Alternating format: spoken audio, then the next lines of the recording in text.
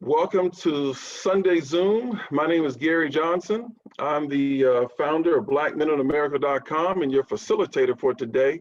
Without any ado, I'm going to introduce you to our host. He is the 2020 National Association of Black Journalists Pioneer Award winner. He's also a sports radio icon in Washington, D.C. and a Washington, D.C. native. Ladies and gentlemen, Mr. Harold Bell. All right, thank you, Gary. And right, I'm Harold Bell, and this is Zoom Sunday, and so it must be Speak the Truth. Let us not forget, it is also Women's Month history. You know, Women's History Month. That's what this is. We just left Black History Month, so we're now into Women's History Month. So I guess that means all women. So today's show is part 2 of Justice and Just Us. We have a video, but we're having a problem with our sound. Gary, you want to try that? Can't hear you now.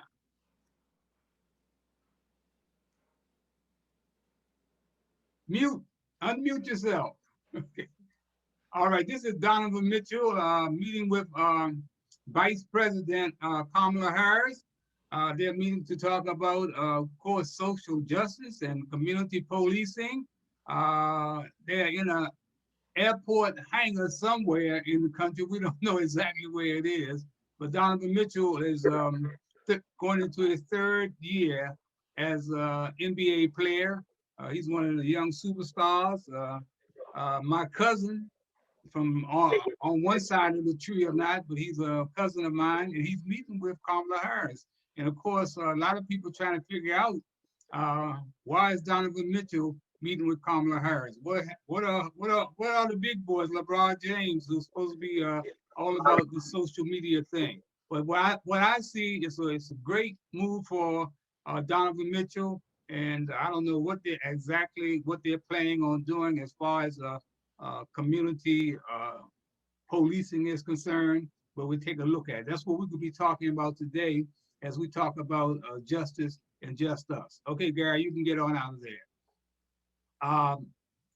On Wednesday, March 3rd, 2021, the House passed a bill titled the George Floyd Justice and Policing Act. George Floyd, as all of you know, was the Black brother in Minnesota who was murdered in broad daylight, much like Eric Garner in New York City, who was choked to death by a New York City cop for selling loose cigarettes. Now, the cop in Minnesota had his knee on George's neck for 8 minutes and 46 seconds. And much like Eric Garner, he also was heard saying, "I can't breathe." Now, special guest today, I want my brother Sidney Davis to introduce our special guest. All right, Sidney, unmute yourself. You gotta unmute yourself.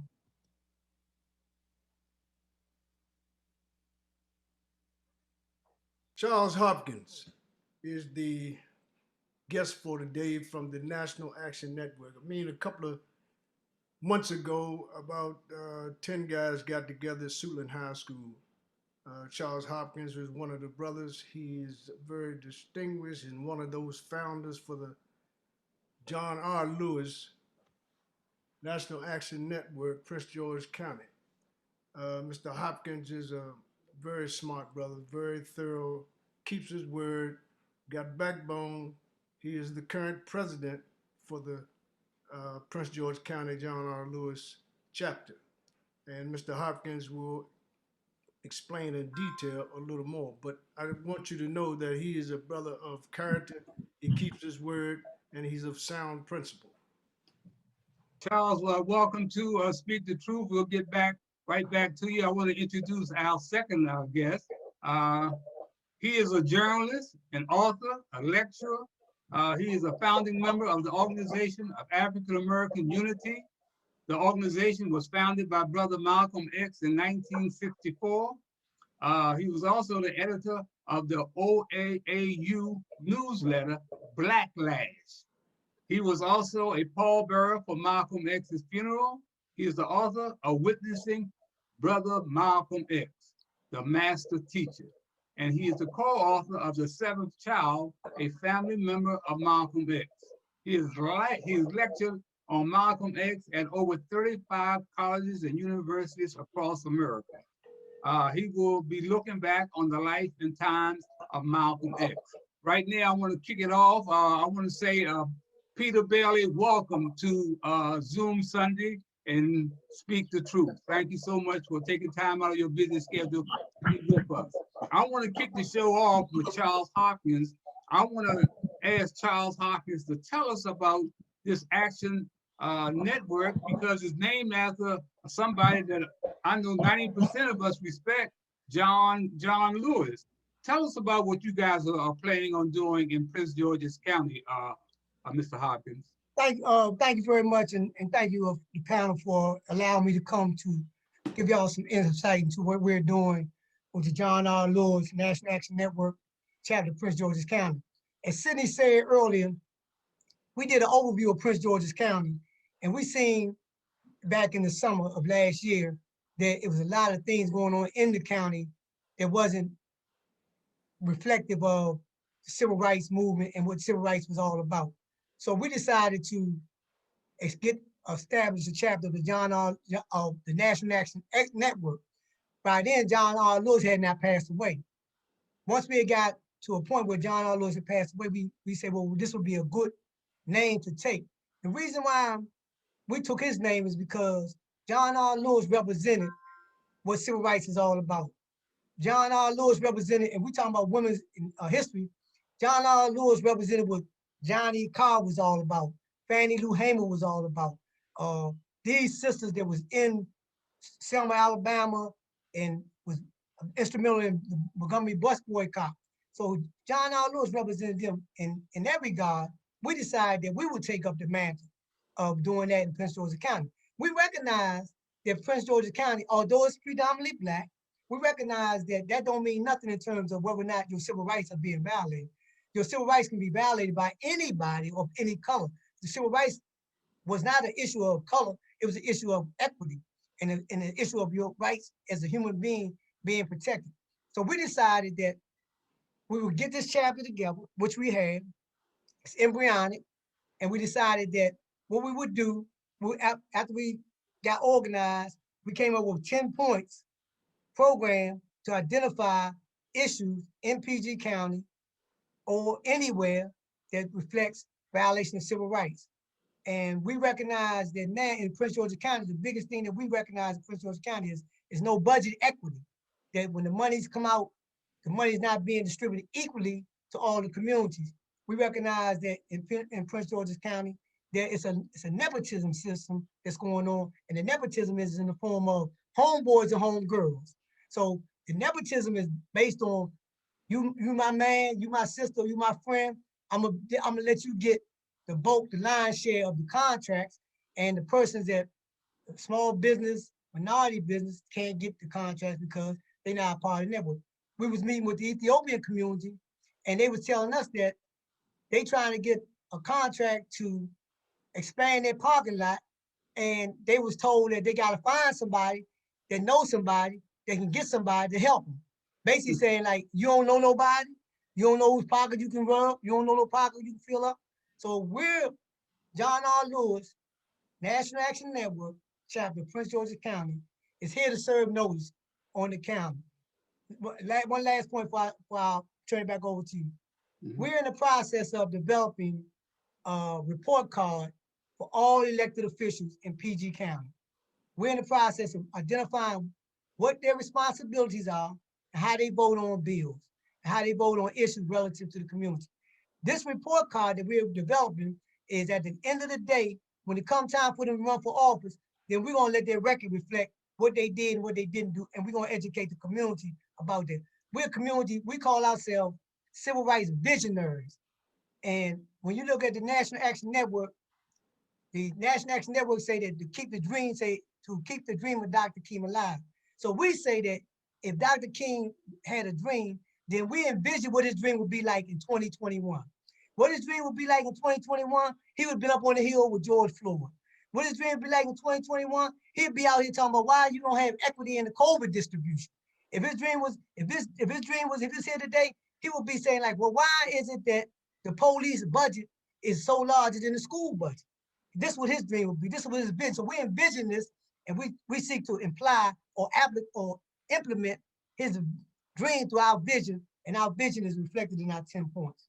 Thank you. Okay, thank you, Charles.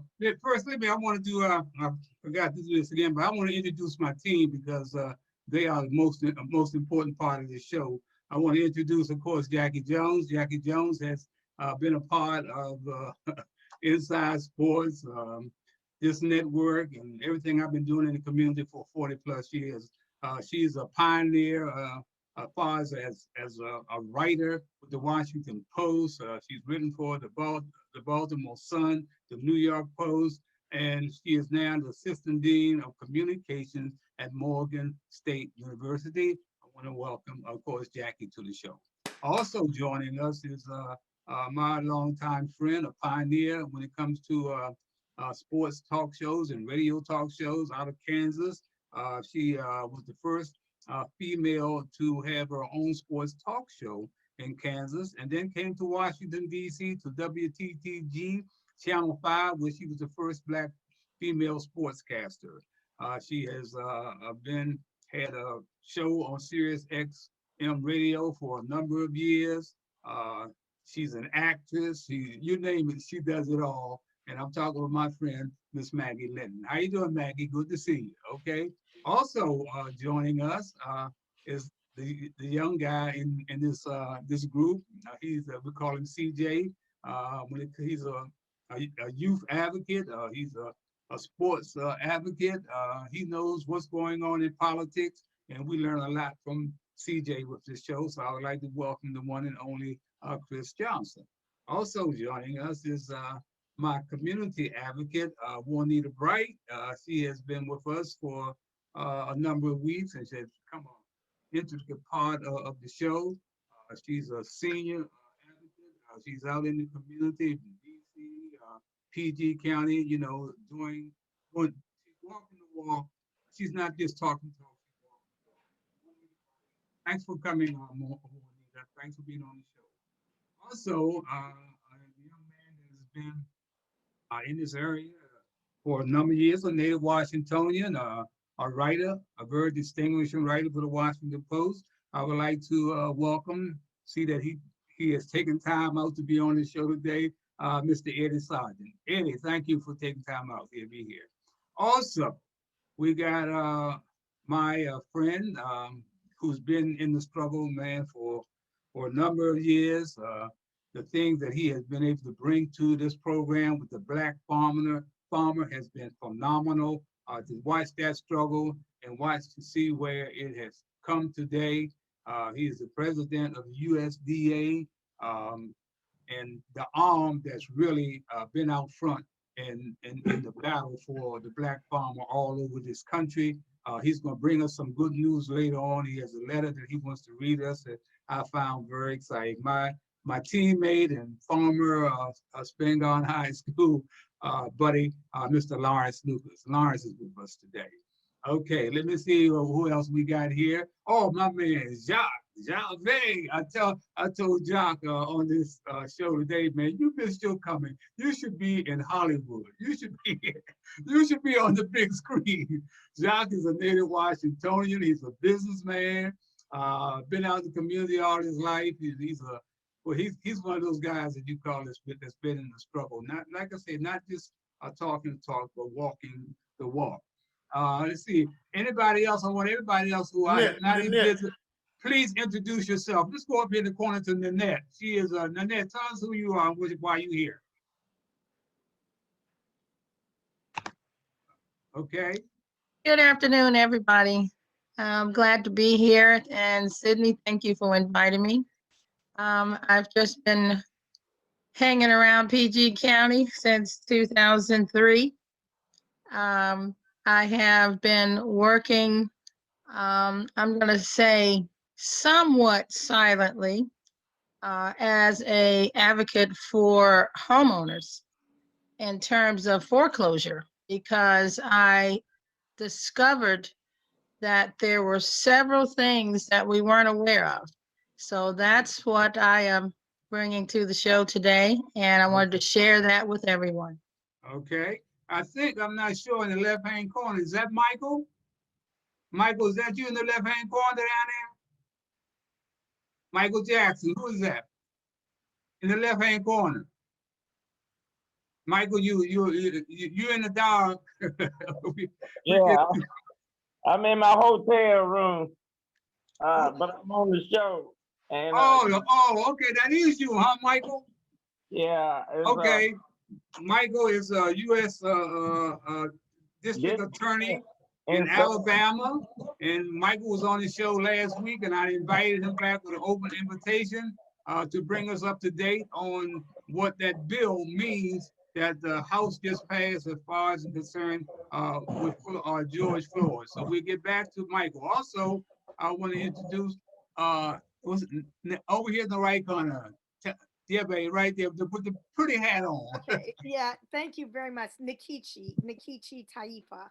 I'm a native Washingtonian, and I'm glad to join you all. I was invited by Eddie. I don't know exactly what this is, but I saw Peter Bailey. I'm kind of like a Peter Bailey groupie, so I said, yeah. Okay. That's what it's about. Thank you. That's great. Also, my man Sidney Davis has been we've been out in the streets and been in the war zones for a number of years. A guy that calls it exactly like he sees them, and we are blessed. We are blessed to have Sidney Davis here. He's going to be an intricate part of the program, and I want to once again welcome Sidney Davis. Thank you, Harold. You're gonna have to extend this time we have. An hour ain't gonna be enough to cover all the information that folks have. Don't worry, we'll figure it out. We'll figure it out. Don't worry about it. We'll figure it out. Gary stir it up. The lady of India right under Sydney. Tell us who you are. India. Linda, talking to you, Linda.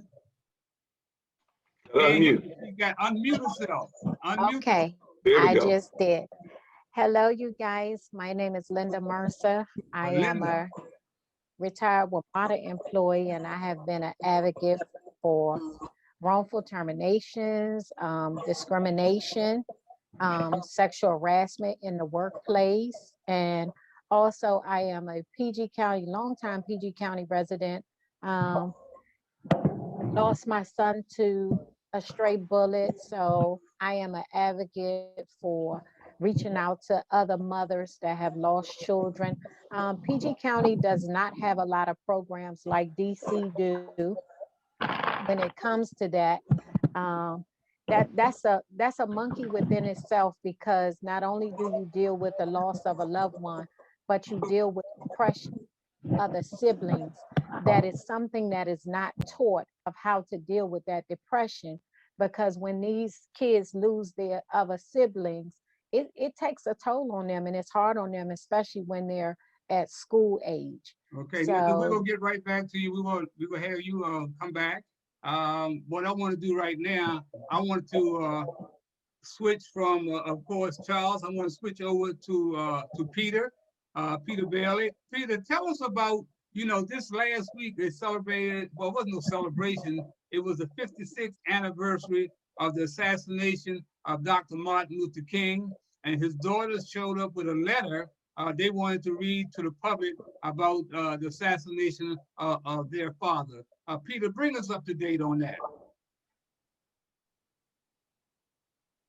Peter Bailey, are you there? You say King or Malcolm? Hello? Peter. Okay, I don't know what happened to Peter, but let's move on. I want to make, I want somebody to, especially one of the team members, Jackie, how about asking Charles about, a little deeper insight as far as, the Net Action Network, John Lewis Action Network, coming into PG County and trying to make a change, because they do need some changes. Jackie? Sure. Mr. Hopkins, talk a little bit about what the John R. Lewis National Action Network chapter is doing in terms of police reform. I know that last summer there was a group of brown and black police officers in the county who put forward what they called a 12-point plan for police reform, and including a call for a residency requirement, some training to eliminate implicit bias and things like that. And what's happened since then? And are you interacting with Prince George's Police with that, or with Ms. Also Brooks, County Executive Also Brooks' office, in terms of trying to force some change? We're basically right now, we're looking at the landscape to determine just where we want to set our shop up. Like I told you, we embryonic, we just came into existence in we came into existence in September. That's when we got our official recognition. We at the end of the month. So right now, in terms of our perspective on the police, I can give you our perspective of what we think about the police and what should be going on with the police. And our belief is that more community involvement and more community oversight of the police is necessary. We believe that when the Black Panther Party came into existence, they didn't come into existence with guns to say that they was out there to like monitor the police. They came into existence. That was one of the points on their 10-point platform program, to monitor the behavior of the police. Our position is, and one of our points is that we say to monitor and expose reports of police brutality everywhere. This is one of our points, to monitor and expose police brutality everywhere. So in terms of, if that issue was at the forefront right now in PG County, in terms of somebody, like an issue took place and somebody made us aware of it, then we would mobilize around that issue and educating the public about the police and what they need to do. But our goal right now is to try to mobilize the community to get them to see what the role the police should be playing in their community. Like certain communities got a heavy presence of police in it, and you got a heavy presence of police in it because you dub that community a high crime area. But then in other areas, you don't have a heavy presence of the police. But then when something going on in the community, you don't give the community the benefit of saying like, what, have a voice in it. You just come in and do what you do, lock people up, send them to detention center, and that's the end of the story. So in response to your question, we're evaluating all issues that's in PG County, and that is one of them. Okay. Michael Jackson, as a U.S. attorney, the decision that the House made as far as paying tribute to George Floyd and passing this police Reform Act, what does that mean? Where do we go from here? Where do they go from here, Michael? As a U.S. attorney sitting in Alabama, what does that mean to you? Well, one of the things I really like is the no-knock provision. I don't think police officers should be able to come to folks' houses without announcing who they are. Because if you, when you saw what happened in Kentucky with Breonna Taylor, if you knock on somebody's door at night or in the morning, and if you just break in somebody's home, the officer probably gonna get shot at. That's just the nature of the beast. So I don't like that. I think that's a good provision that officers shouldn't be able to just break into your house without announcing who you are. Of course, the provision also has no chokeholds. It deals with the immunity of police officers. Some places, it's almost impossible to sue the police department because of immunity that they have. And so it deals with that kind of thing. Now, I don't know if this bill is gonna pass the Senate though. That's gonna be a harder thing to pass in the House. Okay. May I, go ahead, Sidney. Go ahead. Go ahead. Make it short. When we're talking about, in retrospect, police were respectful in communities to the extent that the community knew the officers, and there was a common respect amongst families and communities. We're talking this stuff, this minutia that's not applicable with the governing of communities and protection of families and kids in communities, because police are not being monitored according to community standards. It was community standard, it was removed. Why was it removed? When you have folk getting in rooms talking without the investment of the community at the table, certainly you're going to have a quagmire that's going to be perpetual, and these currents of racism are going to continue to metastasize. For example, you take Angela Also Brooks. Nobody is having a conversation about the destruction in communities. And if she has not experienced or lived in those kind of circumstances, she's not going to perpetuate that at the table. Take this brother right here that you just talked to in Alabama. If he's not at the table or he's not investing in communities to have input, we're going to continue to do what? Be destructive unto ourselves, because we're not allowed to have conversation about the very core things that impact the inequity and the inequality in communities. And if it's not being discussed, then it's not going to be done. It's not going to change. This is why Brother Hopkins has an experience. He has 49 laps in terms of years at that particular problem. But if you don't invite these experiences at the table, you feel neglected, you feel ousted, and kids don't have any representation at the table. Okay. Jackie, Maggie, hold on, Maggie. Come on in, Maggie.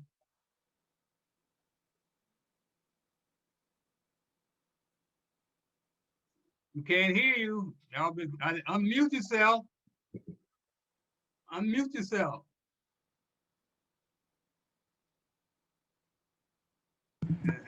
Okay, there you are. I had unmuted myself, but I hadn't had my microphone on. I'm sorry. I think that there are problems all over the country, not just in Prince George's County.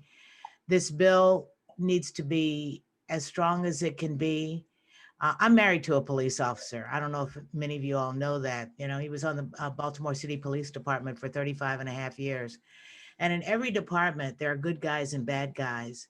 And it's getting rid of the bad guys and also retraining the ones that are there in order to better understand other people's plight and circumstances, and having them place themselves in that situation a little bit more realistically. A lot of the stuff that goes on a regular basis is the kind of thing that could be avoided if you just had people who cared, and they don't care enough. Let me follow up. Hold on, Sidney. Let's try to get everybody. We'll get back to you. Eddie Sargent, your years at the Washington Post and being a part of the DMV, and as a reporter, tell us briefly, what do you see the problems are and where are we to go? Thank you, Harold. I'm glad to be part of this great group again. Here it is. We are not being manly enough. I notice we have 9 men on the show today and 7 women. I'm not chauvinistic, but this is a man's struggle to take on. This is up to us. We are the primary targets, our families, our women, our children. We see them not being protected on TV. These videos, the little girl getting whipped up having a party, some kind of swimming party. I mean, this is a man's world. There's nothing without a woman. You believe that? This is a man's world, it's a man's struggle. So my question is, what is the most aggressive action we can take in our own self-defense? I'd like to direct that question, if you will, to the attorney, the state's attorney, I believe, the gentleman down on my U.S. attorney, yeah. Michael, go ahead, Michael, he addressed that to you. Yeah, I'm the district attorney down in Selma, 5 counties, but I agree with everything. And I can't remember her name, but the one married to the police officer. Yeah. You said. Maggie. Yeah, there's a lot of good officers, but there's some bad officers, and the bad officers make the whole department look bad. And that's what police are gonna have to understand, that it's better to unite against that bad officer than to protect them. That's why I believe this strong prosecution of officers that violate the law needs to happen. Because it just makes the whole department look bad and it destroys the community. Some of the Floyd Act things, really, we got to get rid of this no-knock warrant, serving warrants where you don't knock and announce who you are. We just got to get rid of that. And it's like the chokehold, that kind of thing, that needs to be gotten rid of. I think I hear where you're coming from. I was talking about, I appreciate what you're saying. You're saying get more aggressive within the system. I'm thinking more of a grassroots piece, those who are not in the government, who are not at the tables of decision where those kinds of changes need and will happen. I'm saying, what can we bring from the community? What kind of pressure can we bring from the community against the government? So we may not have a seat at the table, but if we can block the whole table from anybody having a seat, I think that's the kind of aggressive action I'm thinking about. I just want to know what our thoughts are. How aggressive can and should we be? Nothing has worked. I'm saying one of the instruments for that particular change is having information to vet the people who are at the table. If we are voting for somebody and we don't know their safety conditions, we don't know what their thinking is, and we vote for them out of a personality, we get what we vote for. We don't vet. We get the lady says she had Maggie says her husband is a policeman, and you get, as the Alabama attorney said, you got some good ones and some bad ones. But if no position is being taken and everything is continued to be metastasized to be that much more destructive, we're not talking about that. We're not talking about vetting folk before we position them to have care about our communities, about our families, about reentry. We ain't talking about nothing, so it's gonna grow out of proportion. And when we begin to hold on. Okay, Gary, your mom was a policeman in the DC Police Department. Where's your stand on this? Yeah, I grew up in a family of police officers, and I ended up for a brief time being a federal special agent. Yeah, there are some bad ones. And even where I've seen when I was an agent, there were some bad ones, and it takes a lot of courage to turn the bad ones in. And so I've been on the line where people have come to me about bad agents, and I turned them in. Didn't make me very popular, but but I knew it was the right thing to do. I had to take that kind of courage. So yeah, we got to get rid of the bad ones, and they're the ones like Maggie and the state's attorney said. They're really they get the most attention, and all the good ones are just struggling. And I know that I don't want to take too much time, but I know that Ms. Taifa, yeah, I know she wanted to say something, and I know probably CJ's bursting at the seams too. Yeah, and Jacques, we're gonna get to everybody. I'm gonna get to everybody. Taifa, I got it. Come on, then we'll get to Jacques, and then we'll get to a CJ, and then we'll get to a Lucas. Come on, everybody. Thank you very much. I really appreciate this conversation. I really think that we need to be bold. It's a situation where the Democrats control the House, the Senate, and the presidency. Of course, it's the issue of the filibuster in the Senate. But if the president were interested in really getting some real changes, the filibuster needs to be done away with, and he's not inclined to do away with the filibuster. We cannot also think that just because the name of our befallen brother George Floyd is on a bill that it is the perfect bill. The George Floyd Justice and Policing Act was a negotiated bill that first started out when we did not control, the Senate. So it was negotiated. So in my humble opinion, I really wish the bill had been stronger once it became to a vote in the House, so that when it went over to the Senate, it would be as strong as possible. It does not totally eliminate no knock.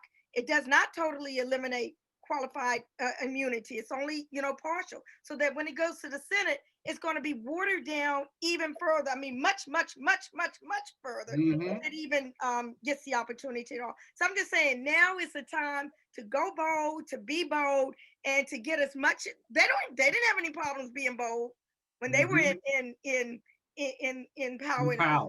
I think we need to do so as well. CJ, come on in, CJ. I agree with everything that was just said. That's absolutely correct. It needs to be bold action, and right now it needs to come from grassroots in the community, because the Biden administration and the Senate and the House and congressional Democrats and Republicans have all signaled that they're not willing to do anything to help do anything. Like, they've just been awful. So it's not, and Biden is basically the nothing will fundamentally change president. So we can't wait upon them, because the Democrats have the House, the Senate, and the White House to expect anything to really change, because that's not what they're about. They're not about change. They're about blocking change. They're about resisting change. They're about saying the right things, but then voting like Republicans behind closed doors. So that's not the route. The route needs to come from the community. It needs to come from grassroots. The problem with the bad cops, the bad apples, and the good apples is they're all wearing the same uniform. And that erodes the trust of the community of the good cops. As you said, it ruins it for all of them. There are good cops that genuinely want to help the community, but when people's experiences are with the bad cops, and then a part of the cops' job, which is not all their fault, is to criminalize poverty and to lock people up for small amounts of weed and things like that, and jaywalking or whatever, speeding tickets. And we have a cash bail system that disproportionately lets rich people out of jail if you just have money, and poor people can't. So there's a lot of terrible things in our justice system that these bills are not going to address. They're going to get watered down. There's going to be a lot of bait and switch, just like everything that we've seen so far from our new Senate. Jacques, come on in, Jacques. I agree with very wholeheartedly what CJ just enumerated for us. That's a key point about the bail system that only helps the rich. We have people like Tommy Broadwater out here who's been prostituting the citizens of this state for years, and yet people go around, they kiss his butt and kiss his ring. And this guy, went to jail for food stamp fraud, taking advantage of Black people, been taking advantage of them for decades, still do. And for people, and then, to go around and still, pump this guy up, people like him, people like I should also grow. So that's the power now to make real change. We're not really seeing that. And I think the pandemic has really served a lot of these elected officials well. Because now, the public doesn't get out as much. They don't feel like they don't have to see you. You can't come out to the meetings and, confront them. And so I just want to say that, and I'll be quiet. Okay, that's good. Lawrence Lucas, come on in, Lawrence. Unmute yourself, Lawrence. Yeah, okay. I can't say I disagree with anything that's being said, but what I can add to it, and you've touched on it just slightly, seeing that I deal with civil rights in the workplace and for farmers and employees at USDA, and especially with Black farmers. I think the one thing that will make a difference in this environment, and that is to hold people accountable for their actions. We can work all around the edges of the problem all day and all night, but as long as you allow those individuals, those police officers, those bad police officers to stain the other police officers that have our interests and our best interests in mind, you're not going to get any change. So one of the most important pieces, and people talk about we don't want to change anything dealing with police officers, and you hear the Republicans say it and Democrats say it too.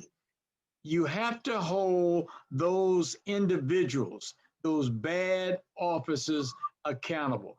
And until you get a system in place, and this is where the attorneys in these states and in these governments around the country that spend more time protecting these people, you have to hold them accountable. That is important.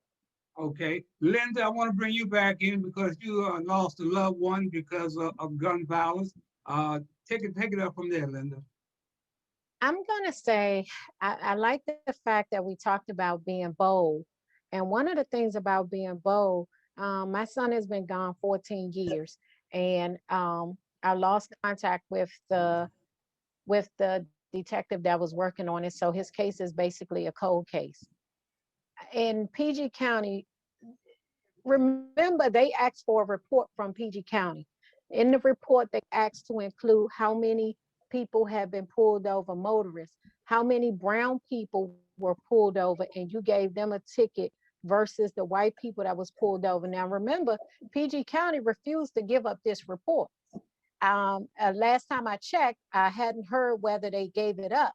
But why can't we be one of the first ones to create some form of maybe an app or something that's in it that everybody can access to give reports on I was pulled over today, what your pullover was, not giving the person's name, but using badge numbers and start bringing light and awareness where you will see a pattern of this same cop in this same area doing this to certain people and put the onus back on the county to address this, because a lot of time we don't know the background of what these cops have done until something like the shooting that happened down in Oxon Hill, which you hear nothing else about.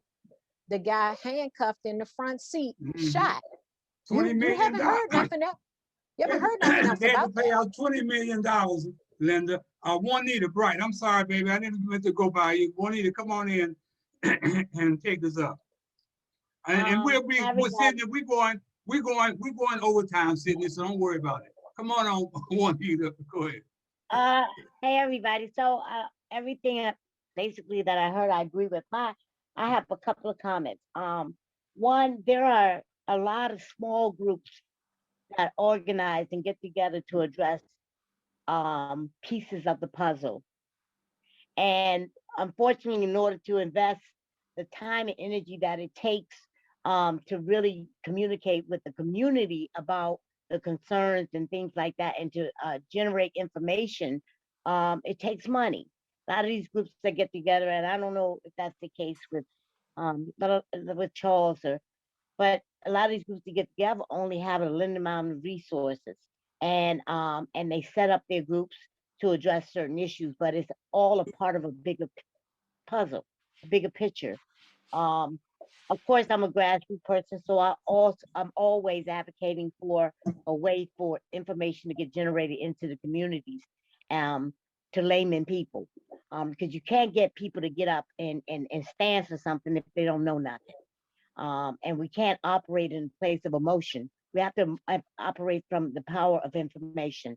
So that's the thing. I want to talk about the police, law enforcement. The reality of it is, and we all agree, is that we have good and bad officers. I too come from a family of police officers, and I know them personally. I know their makeup. But the reality of it is that yes, there's the good and the bad. But why is it that the bad can continuously stay, and we have to talk about that union? We have to talk about that powerful union that backs all of these police officers who are in the wrong, who get them off, who pay for their bail, who get them out of jail, who cut deals. That's a reality. That is a reality. And when you start messing with people and their money, it gets dangerous. So all of these things are taken into account, that I take into account. And it would be, can we all get along enough to put all these puzzles together and sit at the table and have a more unified way of dealing with, of hitting the problem from different directions, but in a unified way.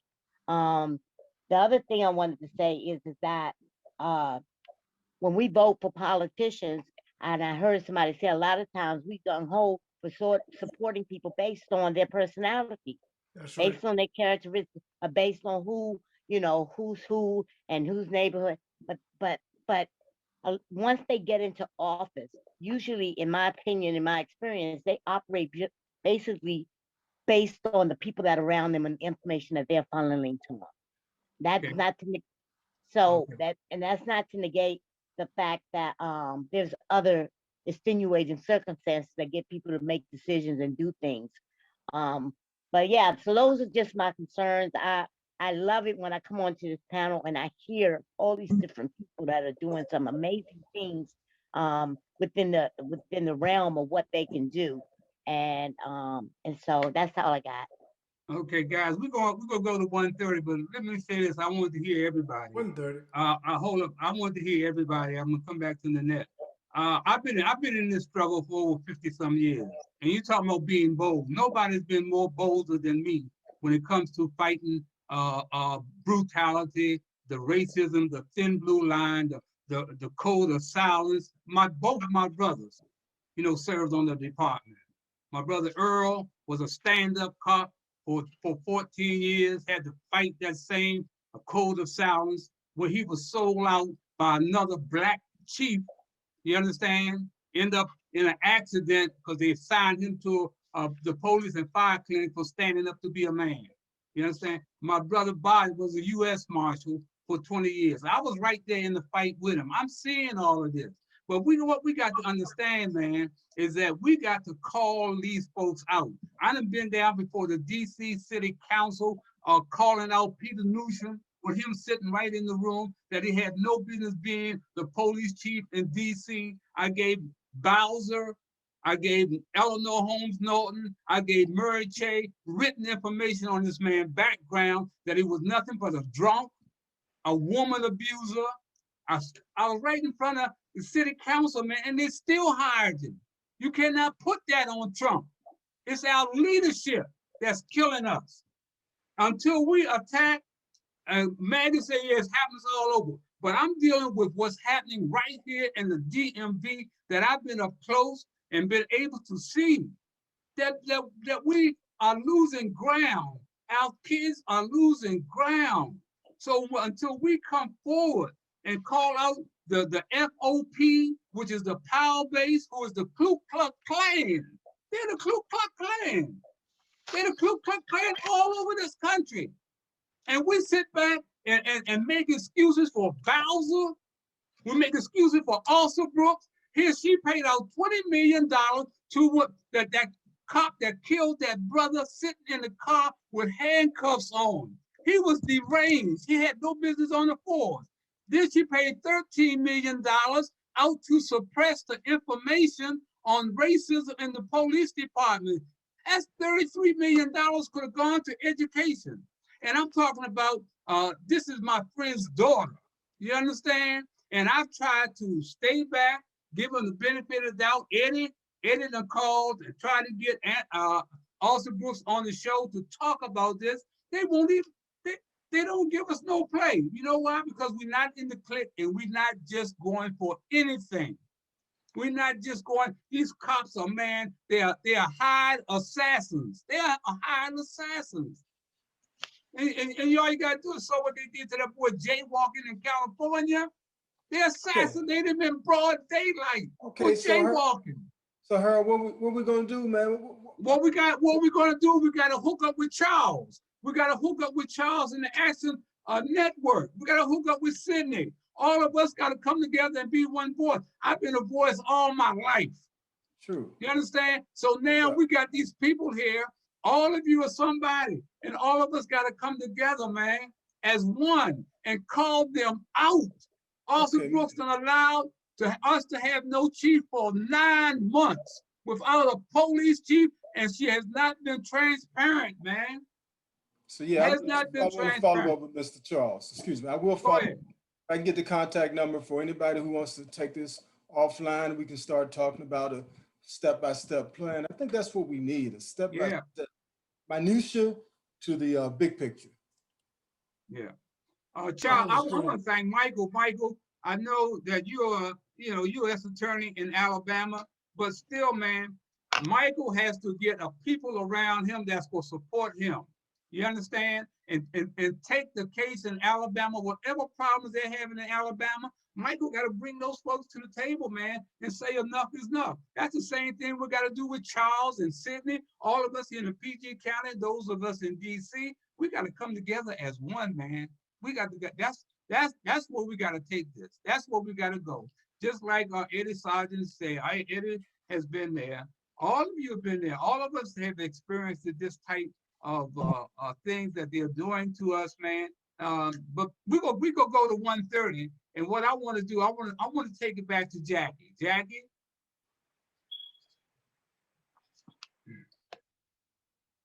Yeah, I'm following up with what Eddie says. I think that there's a three-pronged strategy that has to be part of this, or multi-pronged, because no one perspective is going to be able to get at the problem. You've got to attack it from all sides. And in terms of legal steps, what can be done in terms of pushing the county on things that, kind of investigating the county, if you will, or the police department for a lot of their actions. It seems to me that there has to be something that they can be taken to task for. I'm just not clear on how something like that might work. Is there maybe Michael could tell us, is there an approach that can be taken on that front? We can people can agitate, they can rally, they can do a lot of things, but it's the specter of having to pay for something or pay some consequence to your reputation, or being forced to change the structure that's going to make the difference. Because let's face it, Prince George's County Police have not changed. It's still a mostly white police department. I think everybody on this call who's spent any time in the DC area knows what it's like to be stopped by a Prince George's police officer.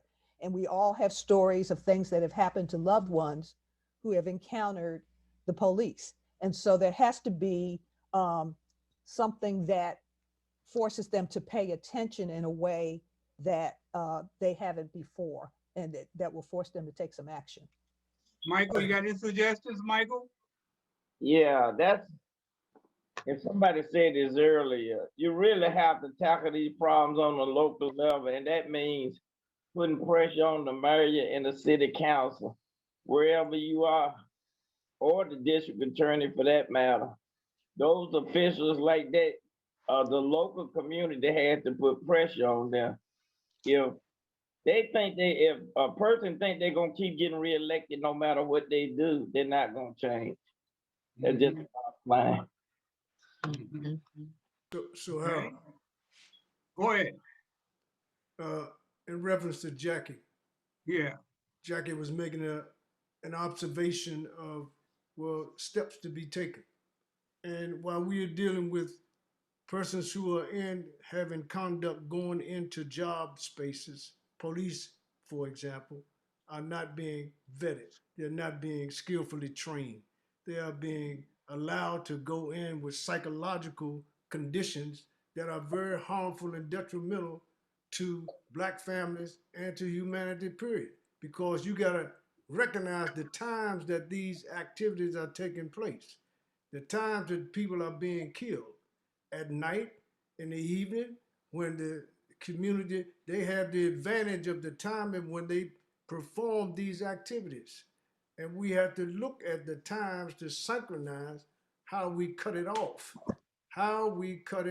Because these people, every 6 months, we gotta have a process that vets them for the conduct, for their abuses, for the accountability has to be built in, that the good officers has to hold other ones account. They know who they are, but they're not gonna come out to expose them like that. They know the conduct, they are rotten, they're filthy, but you gotta expose them all the time. We just can't have a process where we're talking about it for 10 minutes and that's it. It's got to be a continuous cycle all the time. It has to be such that it replicates the destruction of that kind of thinking and behavior. And we have to go and do think tanks. Yep. And we have to discuss in think tanks plans and strategies and actions that will impact the family, the community, the young people who are being not invested in, so they are sent to jail. And families are being decimated. So we're not having these type and kind of conversations that will keep them accountable and keep them exposed. We don't have no conversation with Also Brooks or with the state's attorney's office. We don't have these kind of conversations. And taxpayers, I'm sorry, taxpayers have to hold hold on, them accountable. but Sidney, what did we do when Ivy was in office? We knew he didn't know his ass from a hole in the ground. What did we do? We took 9, 10 people into his office to help him learn what's going on in the community. We sat down with him with his staff for a couple of hours. No follow-up. You understand? That's what we got to do, man. These guys are rotten, man, to the core. They ain't thinking about nobody but themselves. Nanette, come on in. I know you've been sitting there for a minute. Nanette, come on back in. Come on, baby. Well, I agree with what you're saying. All that I go through, I have my own prison ministry where I feel as though I'm by myself fighting for those men, those young men who have been arrested for the most stupidest reasons. And the last time I checked, you can't be arrested and jailed for 10 years for debt. So we have people in South Carolina that are being arrested because they were helping somebody else, I guess, deal with their foreclosure issues, whatever help that they were able to do, which was write letters and file documents into their court cases. I have a DC young man who's locked up, and he was set up by one of the investigators, one of the officers. He was told where he was going to be, and by I guess what do you call them? The persons that they don't give their information, but he had received information that this young man was going to be at this apartment building, and he was paying the rent for the apartment, and there was no evidence that the apartment belonged to him. But yet inside the apartment were weapons and drugs. So he came back outside and sat on the steps, and they waited for him to get in his car. And when he got in his car, that's when they followed him around the corner. And so after that, they arrested him because he had a weapon in his car, but he had not hurt anyone, he had not injured anyone, and there was no one that he had harmed. The injured party, if there was one, he wasn't allowed to ask who was the injured party. The prosecutor spoke up in the courtroom and said, no one that they know of, and that's on the record. He hadn't injured anyone. So there are a lot of things that are happening inside prisons in Pennsylvania. There are guards that are conjuring up, I would say, things that they said that the inmate did, and several inmates are willing to step up and be witnesses to say, no, he did not do that. And yet they throw you in the hole for 3 months, and you don't get any privileges. All your privileges are taken away. So there's a lot of brutality going on in so many different areas that it does need to be addressed. What's happening with the foreclosures is brutal. So I don't know if you want me to go any further, but I'll wait until you tell me to. Hold on that. Charles, okay. I want to go back to Charles. Now, we got to understand, and I know that Michael understands this too, that Trump put 200 federal judges on the bench. So now we're talking about trying to overcome the police department, but the criminal justice system is stacked against us. He put 200 federal judges, white judges, on the bench. So that's why this program is Justice and Just Us. So Charles, those are the kind of things that you will be up against. You know, I mean, as far as, you know, we're dealing with some nickel and dime politicians. That's the bottom line. They don't even know how to steal. You understand? All they do is hurt their people. So unless we get together and like my man Eddie Sargent was saying, for us, just not get on this show and talk, but come together, man. Charles, that's the important role that you're going to have to be playing in the community. We like right now, this is our this is our perspective. I heard somebody say they grassroots. This is what we are. Last night I was on a panel with former Black Panthers that was around when Fred Hampton was around, and they was reflecting on the life of Fred Hampton. And this is what they say. Say it's hard to be an organizer. Say organizing is hard. Say that and the consequences that come from. But this is what the John Lewis National Action Network is doing. We getting ready to open up our membership. We getting ready to go into communities. We getting ready to go into the depressed communities. We getting ready to mobilize them people, educate them people about what their rights are, about budget equity.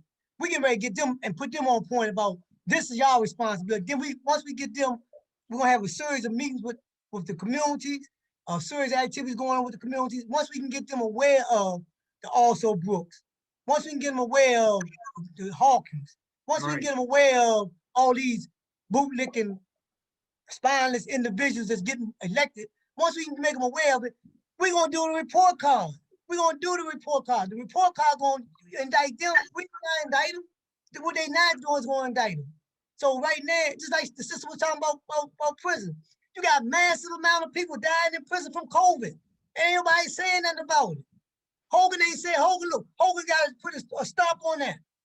So you got people dying in prison from COVID, ain't nobody saying about it. But in terms of your answer, to answer your question, one, we recognize that Trump did that, and that we might as well look as far as the criminal justice system is concerned, we might forget that. Right now, our only choice that we had when the brother was saying, what can we do? We got to organize our communities to empower them to do something about this. And that's where we at. We're in the process of organizing our communities. Okay.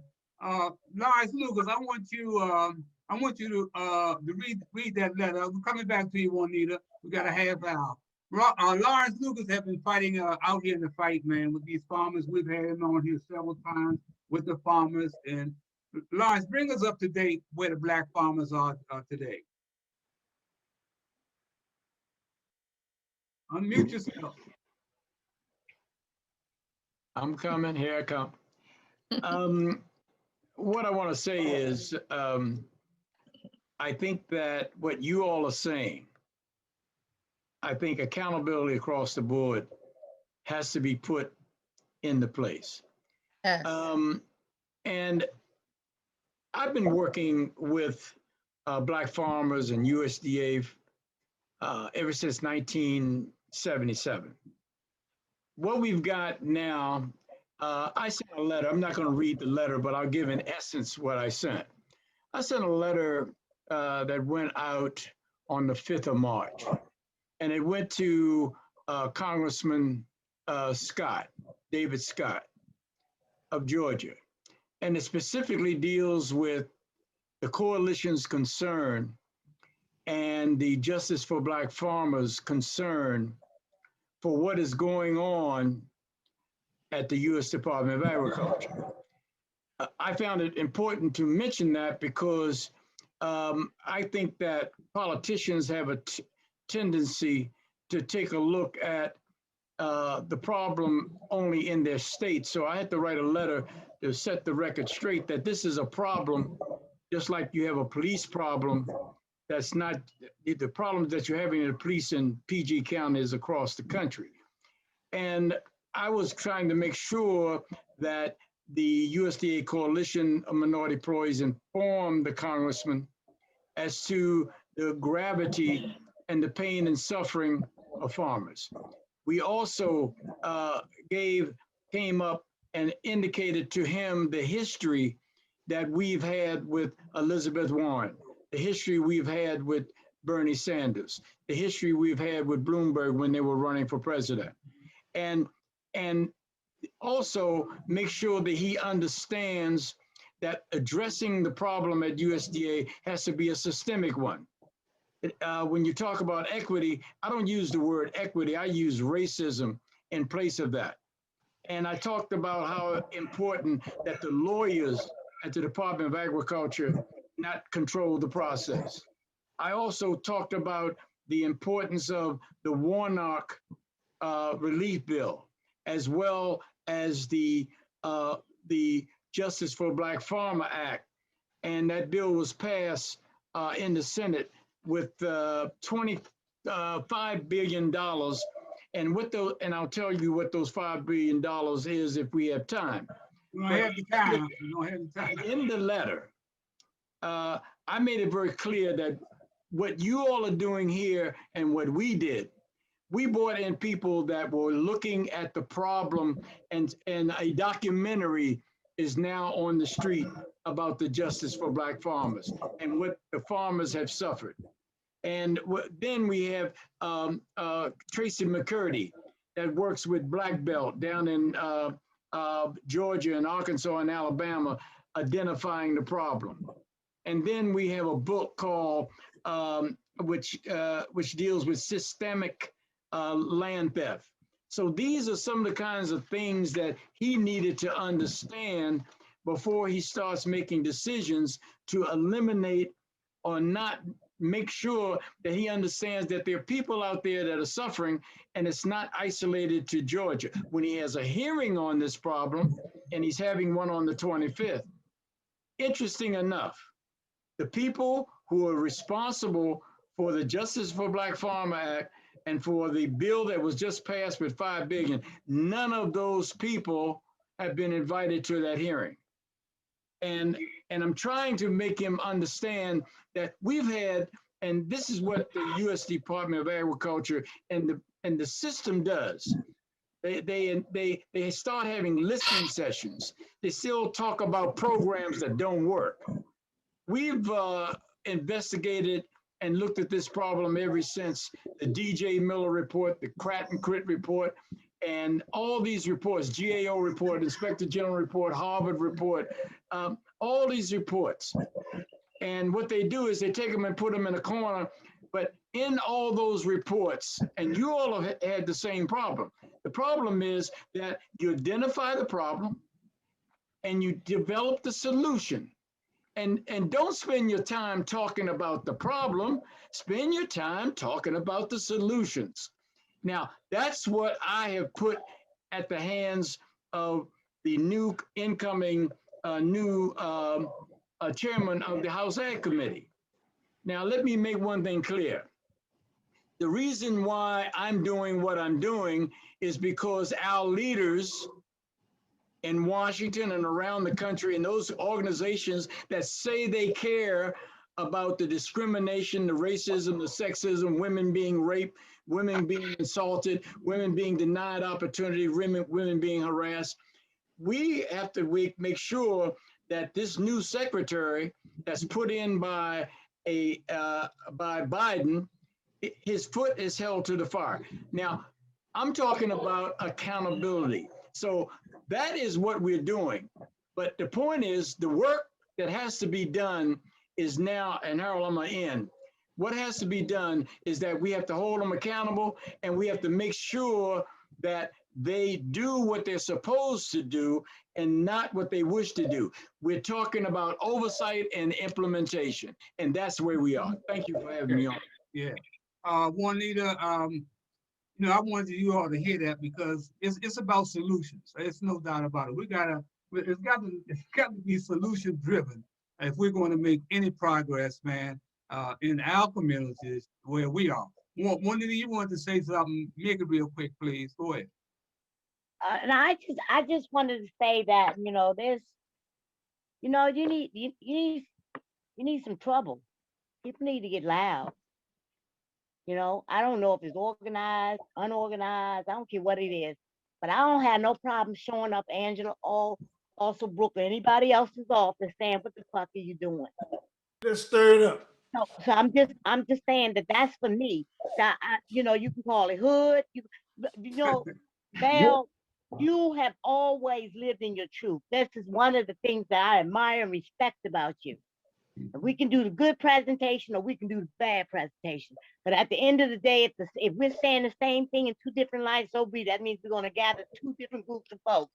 But at the end of the day, you know, shit's enough is enough is enough is enough is enough. And we have enough education here. We have enough people right here on just this panel. smart, intelligent, experienced, Yes. world. You know, yeah, I'm saying don't play down all that you have to offer. You just gotta fit it in where you can fit it in.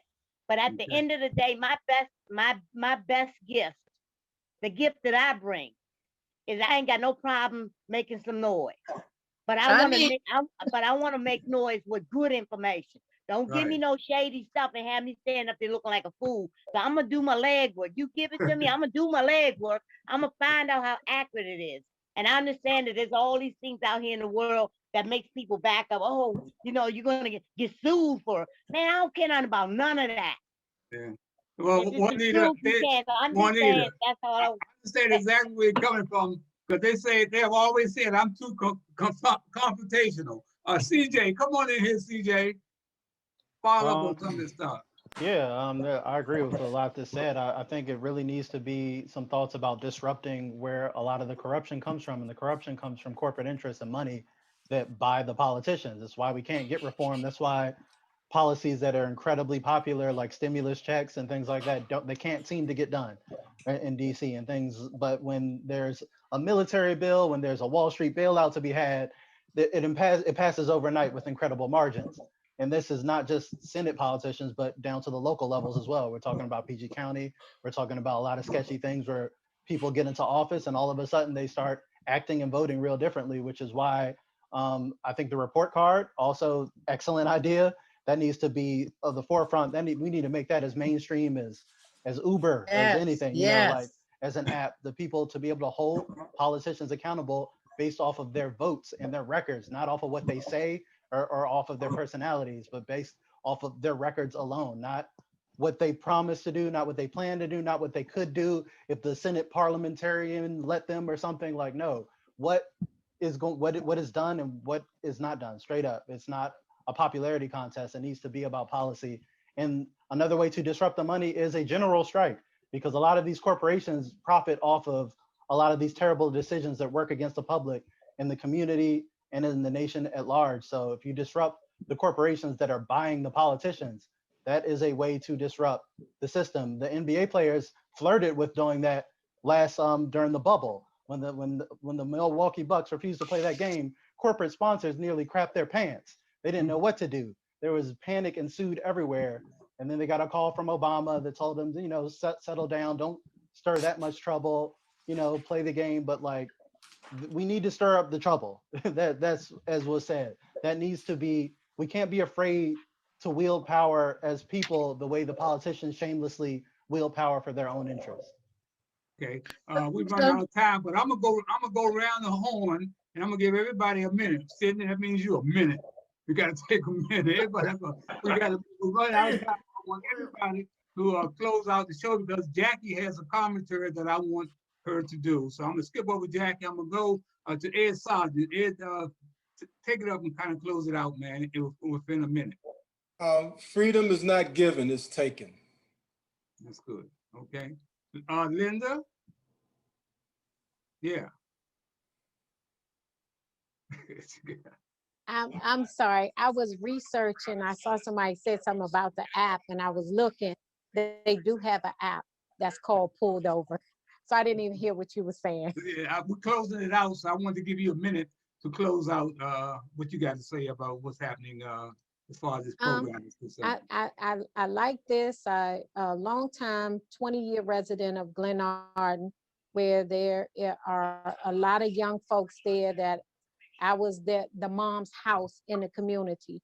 So where these kids had to go to church, they had to learn how to clean up and different things like that. I would want to see more younger folks on a live like this. Right. Get them involved. I don't know if you guys see my grandson, he's only 7. He keeps coming in here looking and he want to know what we talking about. And he's only 7. Right. Young I've been black telling males, CJ to bring some of his boys on. Taifa, yeah. Come on, baby. Young Taifa. black males need to be involved. Yeah. Taifa?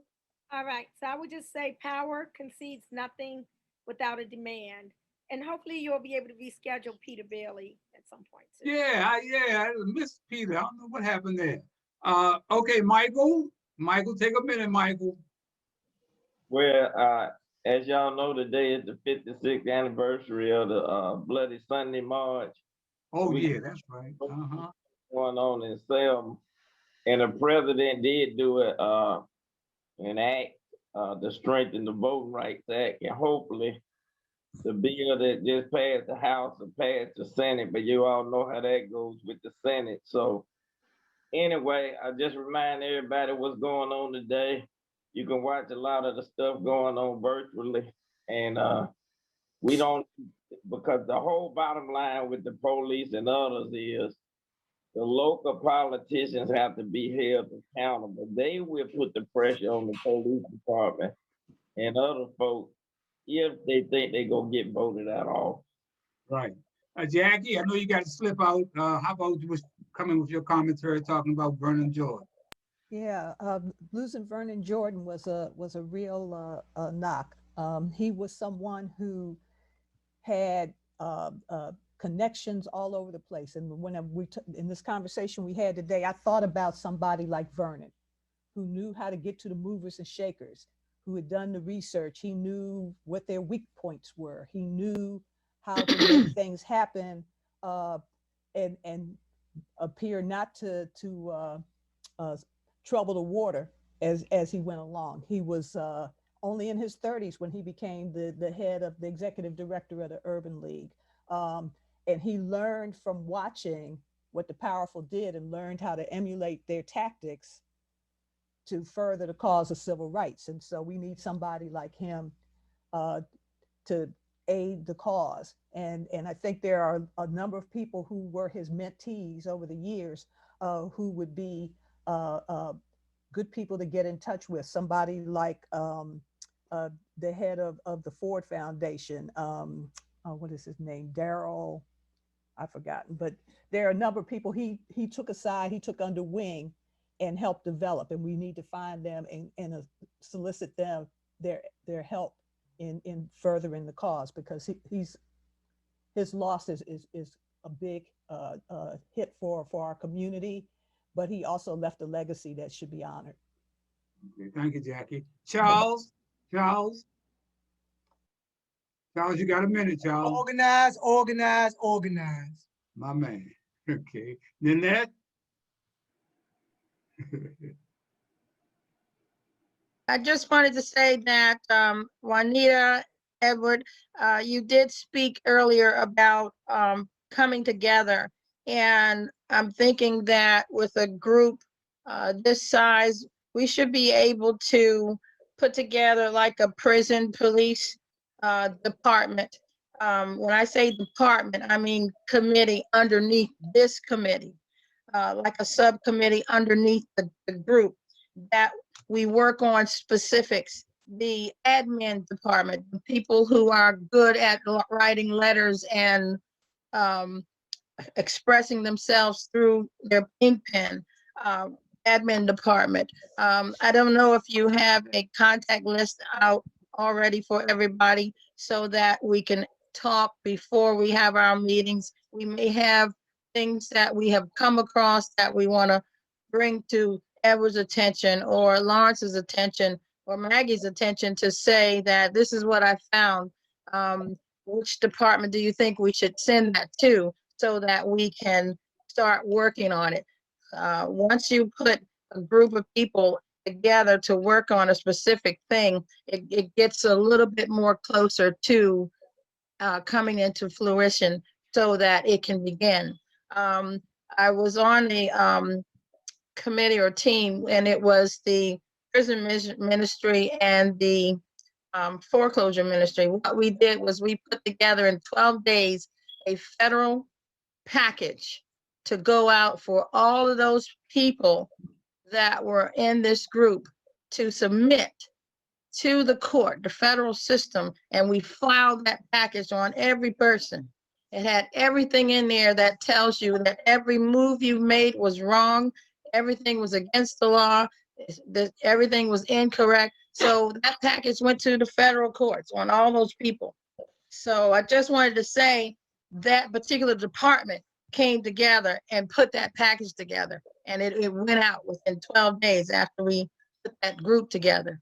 So I just wanted to say it might be another way to say what Edward was saying, that let's come together and work on these things. And whoever has a lot more free time, a lot of mine is fighting back to keep senior citizens from getting put on the getting evicted. It's just a lot. I wish I had more time to tell you everything that's going on. Somebody might be able to assist me. I got an 81-year-old, a 71-year-old, they're getting ready to evict. But I guess that's for another show. Yeah. Okay, Maggie? Amen to everything. I'm not going to take even a whole minute. I know one of the problems with the prison ministry. By the way, I was brought up in Leavenworth, Kansas, which is a real prison town, and there was always that involvement with the prisons. And even with the church that I go to now, the problem is now we have COVID-19 and we can't go in and visit the prisons that we did. And, you know, like we were going like regularly every Sunday. We cannot do that right now. And so we can't watch over as much as we could because we were inside and being able to talk to them personally. But I grew up being involved, and it was never just a single county or a single anything. It was lifting everybody up at the same time. And that's the way it has to be done. And, you know, we did it the old fashioned way. We did sit-ins. We'd go and sit at somebody's door until they opened the door and talked to us. And that we didn't have to bust anything up. And I still feel like what Charles is saying, let's get together and make a plan. What Annette is saying, let's get together and make a plan. It's all of these people going out and saying, it's time to make a plan, but let's sit down and really make one that everyone can follow. And it's good for, if it's good for Prince George's County, it's good for every county in the country. Sidney? Sidney? Hey. Yeah, got a minute. This is very encouraging and unique that we have this kind of discussion. The thing to do is to find a think tank so that we can commit to 72 hours planning, strategy, and moving out. You know, we can commit to these hours of a think tank. There are always think tanks that have been described to put us in positions where we have to fight one another, we have to be neglected. The advancement of racism through think tank, but we don't have that kind of system set in place where we think. We have in Angela also Brooks. They don't think about think tanks or bringing people together. We have to make them do it. We have to make them do it.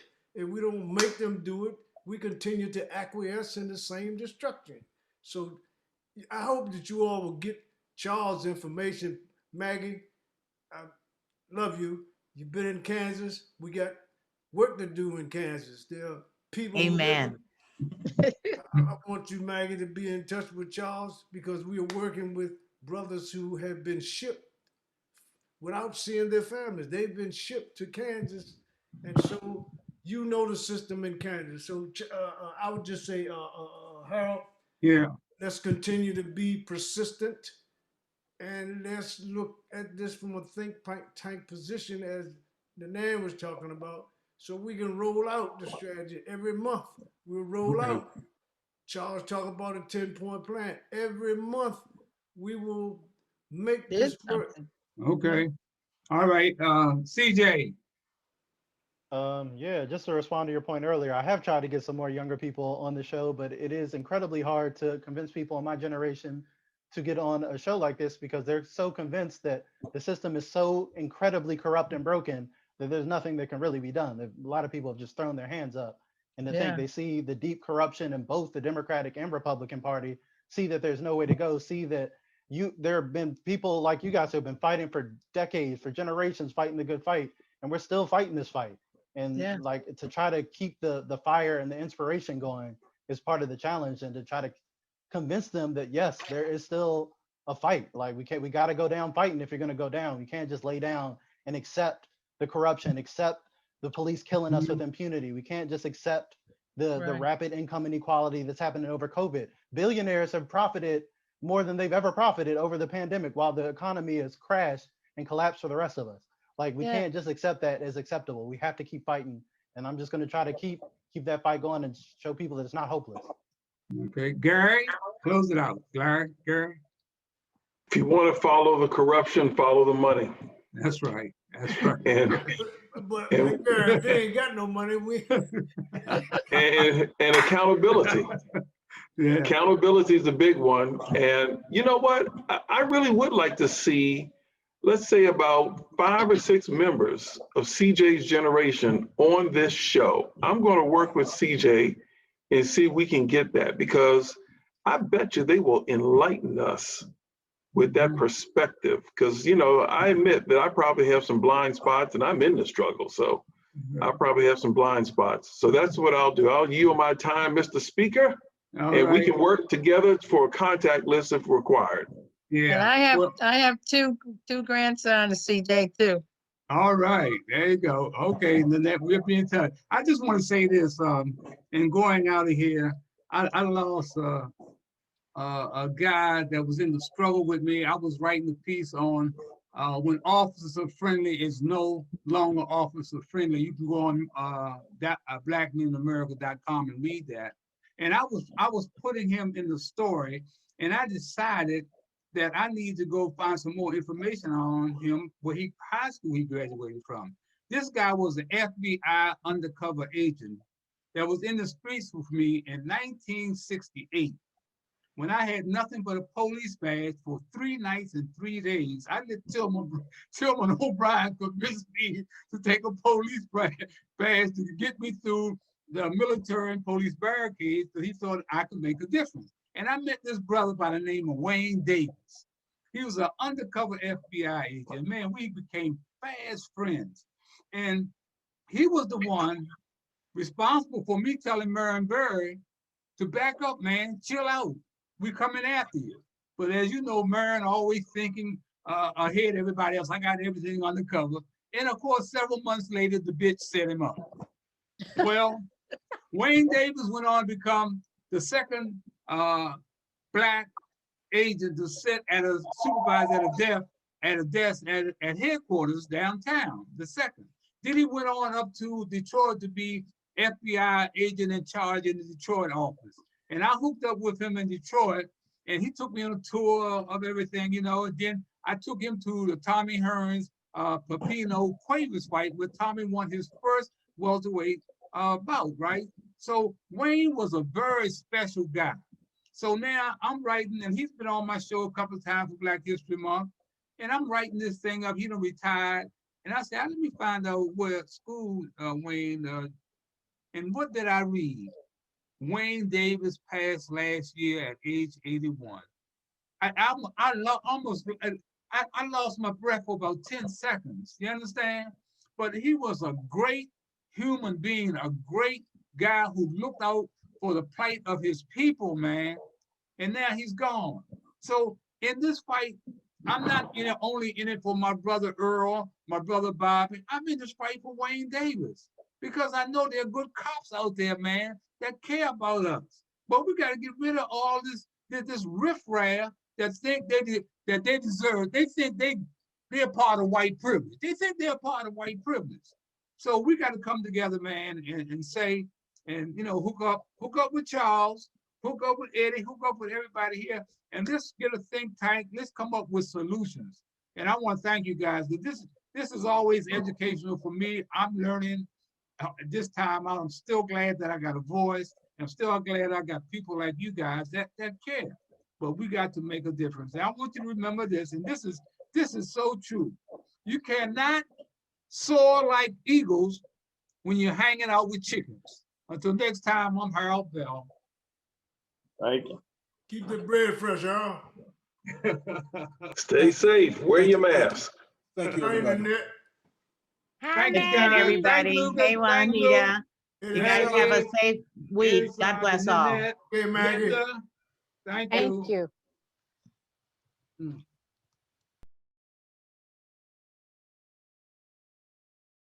Hi, I'm Harold Bell. My wife Hattie and I founded a nonprofit organization in 1968, shortly after the riots that almost destroyed my hometown, Washington, D.C.